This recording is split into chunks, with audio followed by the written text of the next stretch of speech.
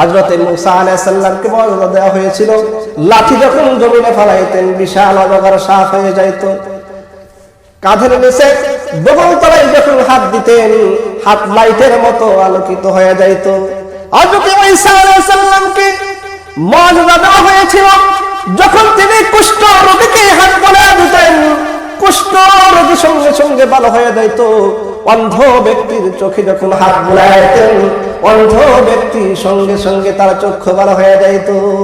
হযরত দাউদ আলাইহিস সালামের মুআজিজা ছিল, যখন তিনি লোহাকে ধরতেন, লোহা সঙ্গে সঙ্গে মোমের মতো গলে যাইত। এই লোহা দিয়ে তিনি যুদ্ধের অস্ত্র বানাইতেন এবং যুদ্ধের পোশাক বানাইতেন।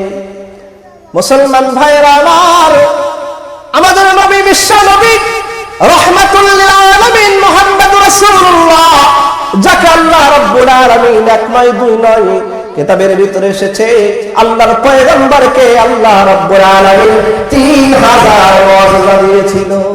কত হাজার? 3000 মুআজিজা দিয়েছিল। হযরত ঈসা আলাইহিস সালাম চলে গেছে, তার মুআজিজাও চলে গেছে। কোন ব্যক্তি কুষ্ঠ রোগীর শরীরে হাত বুলাইয়া দিলে আর ভালো হয় না, অন্ধ ব্যক্তির চোখে হাত বুলাইলে আর অন্ধ ভালো হয় না।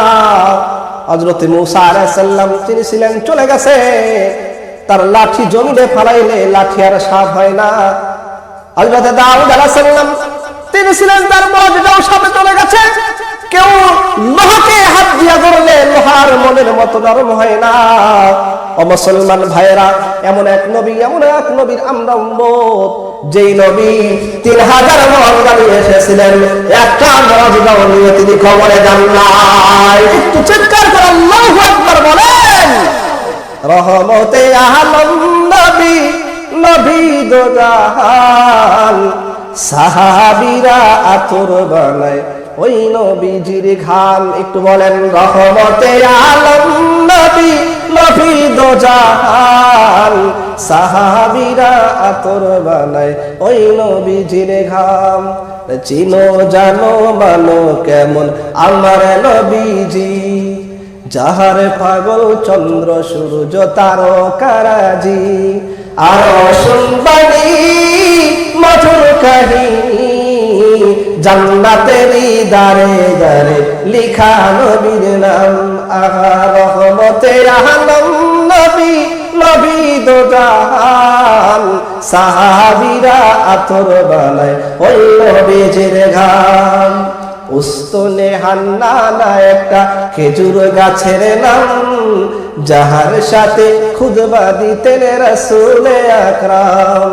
গাছে নবীর বিরহে কাঁদিতে রহে, গাছে নবীর বিরহে কাঁদিতে রহে। হতভাগ হইলেন যত সাহাবায়ে কেরাম।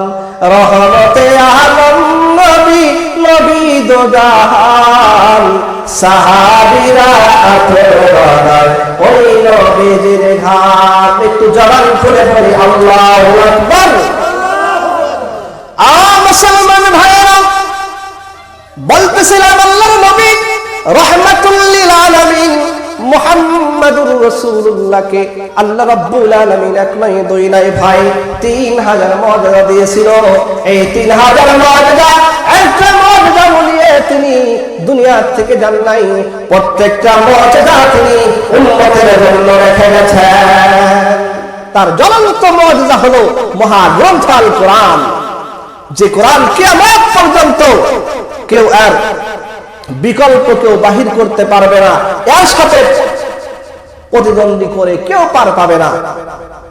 মুআজ্জাজ মুহতারাম, সম্মানিত ভাইয়েরা, বলতেছিলাম আল্লাহ রাব্বুল আলামিন হযরতে ইস্কান্দার যুলকারনাইনকে আল্লাহ তাআলা ওই মুআজ্জাজা দিয়েছিলেন একটা ঘোড়া, যে ঘোড়ার উপরে সওয়ার হয়ে তিনি একবার চাবুক মারতেন, প্রতি কদমে 12000 মাইল বেগে চলতো। মুসলমান ভাইয়েরা আমার, হযরত ইস্কান্দার যুলকারনাইন আল্লাহ রাব্বুল আলামিন সারা পৃথিবীর ক্ষমতা তাকে দিয়েছিলেন। তিনি এই ঘোড়ার মাধ্যমে সারা পৃথিবী 3 বার ভ্রমণ করেছিলেন। তিনি সারা পৃথিবী 3 বার এই ঘোড়ার মাধ্যমে ভ্রমণ করেছিলেন। এত বড় বিশাল বাদশা তিনি ছিলেন। সেই জামানায় মেল ছিল না, কারখানা ছিল না, কোন উড়োজাহাজ ছিল না, কিন্তু তিনি এই ঘোড়ার মাধ্যমে সারা পৃথিবী তিনি ভ্রমণ করেছেন। এটাই ছিল মুসলমানদের ঐতিহ্য। আল্লাহ রাব্বুল আলামিনের পক্ষ থেকে হযরত ইস্কান্দার যুলকারনাইনকে মর্যাদা দেওয়া হয়েছিল। কিতাবের ভিতরে এসেছে হযরত ইস্কান্দার যুলকারনাইন সারা পৃথিবীর বাদশা ছিল। বাইতুল মুকাদ্দাস থেকে, বাইতুল মুকাদ্দাসকে বাইতুল মাকদাস, বাইতুল কুদস বলা হয়। ইহুদিরা তাকে জেরুজালেম বলে। এই বাইতুল মুকাদ্দাস থেকে 9 মাইল উত্তরে একটা সিটি আছে মদিনাতুল ইস্কান্দারিয়া, যাকে ইস্কান্দারিয়া সিটি বলা হয়। সেই ইস্কান্দারিয়া, মদিনাতুল ইস্কান্দারিয়া সিটির ভিতরে আজও বাদশা ইস্কান্দার যুলকারনাইনের কবর আছে। কবর মেপে দেখা গেছে রে মুসলমান, ওই বাদশা ইস্কান্দার যুলকারনাইনের কবরটা আর 40 হাত লম্বা, আর 40 হাত লম্বা। কত বড় বিশাল দেহের অধিকারী ছিলেন। তারপরেও যখন আল্লাহ রাব্বুল আলামিন যখন ডাক দিয়েছেন, হায়াত যখন শেষ হয়ে গেছে, এই পৃথিবীতে থাকতে পারে নাই। এই পৃথিবী থাকার জায়গা নয়, কেউ থাকতে পারবে না। আমাদের নবী মুহাম্মদ রাসূলুল্লাহ তিনিও থাকতে পারেন নাই, তিনিও চলে গেছেন। আল্লাহর নবীকে সুযোগ দেওয়া হয়েছিল।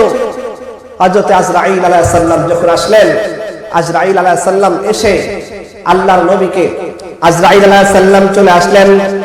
আল্লাহর পয়গম্বর অসুস্থ, ঘরের ভিতরে পড়ে আছে, কখনো হুঁশ কখনো বেহুশ। এমন মুহূর্তে আল্লাহর নবী ঘরের ভিতরে আছেন। আল্লাহর পয়গম্বরের আদরের টুকরা দুলালি ফাতেমা রাদিয়াল্লাহু তাআলা আনহা জান্নাতি মহিলাদের সর্দারিনী হবেন, তিনিও ঘরের ভিতরে আছেন। এমন সময় আজরাইল আলাইহিস সালাম আল্লাহর পয়গম্বরের দরজায় সাক্ষাৎ করে। আল্লাহর পয়গম্বর দরজায় সাক্ষাৎ করেছে। হযরত ফাতেমা রাদিয়াল্লাহু তাআলা আনহা বাবার শিয়রে বসে আছে, বাবার শরীরে তেল মালিশ করতেছে। বাবা অসুস্থ, কখনো হুঁশ আসে কখনো বেহুশ হয়ে যায়। এমন মুহূর্তে হযরত ফাতেমা রাদিয়াল্লাহু তাআলা আনহা চলে গেলেন দরজার কাছে। দরজার কাছে গিয়ে দরজা খুলে দিলেন।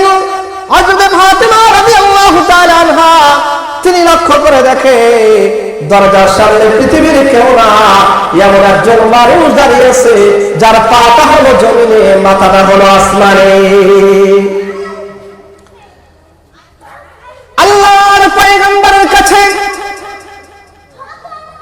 ফাতেমা রাদিয়াল্লাহু তাআলা আনহা একটা দরজা দিয়ে চলে গেলেন। ডাক দিয়ে বলে, বাবা, দরজার সামনে এমন একটা মানুষ দাঁড়িয়ে আছে, আমি পৃথিবীতে এমন কোন মানুষ, এমন মানুষ আমি কোনদিন দেখি না। ও বাবা, দরজার সামনে যে দাঁড়িয়ে আছে তার পাটা হলো জমিনে আর মাথাটা হলো আসমানে।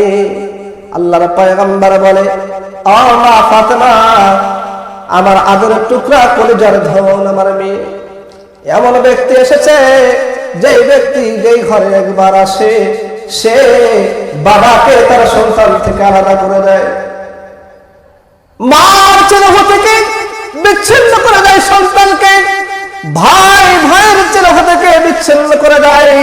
এমন ব্যক্তি আজকে এসেছে, এই ব্যক্তি মনে হয় আজকে তোমার থেকে আমাকে আলাদা করে নিয়ে যাবে। হযরত আজরাইল আলাইহিস সালাম চলে আসলেন, ঢুকলেন। আল্লাহর পয়গম্বরকে বললেন, ইয়া রাসূলুল্লাহ, ইয়া হাবিবাল্লাহ, নবী গো, আল্লাহ রাব্বুল আলামিন আপনাকে বলেছে আপনি কি পৃথিবীতে থাকতে চান নাকি পৃথিবী থেকে চলে যাইতে চান? আপনাকে সুযোগ দেওয়া হয়েছে, আপনি কি আরো পৃথিবীতে থাকবেন নাকি চলে যাবেন? এটা আপনার ইখতিয়ার। আপনি যদি চান পৃথিবীতে আরো থাকবেন, বাঁচতে চান, আল্লাহ তাআলা আপনার হায়াতকে বৃদ্ধি করে দিবে। আল্লাহর পয়গম্বর বলে, এরপরেও কি আমার মৃত্যু হবে? বলে, হ্যাঁ, এরপরেও মৃত্যু হবে, এরপরেও মৃত্যু হবে। তো আল্লাহর পয়গম্বর বলে, তুমি আমার জান কবজ করো, আমি আমার মহব্বত, আমার আশিক, আমার আল্লাহর সাথে আমি সাক্ষাৎ করতে চাই। বলেন সুবহানাল্লাহ। তাহলে আল্লাহর নবী বাঁচতে পারে নাই, আর আমি আপনি কি বাঁচতে পারবো? এই পৃথিবী থাকার জায়গা না, যেখানেই থাকি না কেন যখন হায়াত নামক দৌলত শেষ হয়ে যাবে, আজরাইল আলাইহিস সালাম আমাদেরকে ধরে ফেলবে। আল্লাহ রাব্বুল আলামিন বলেন, আইনামা তাকুনু ইউদরিকুমুল মাউত ওয়ালাউ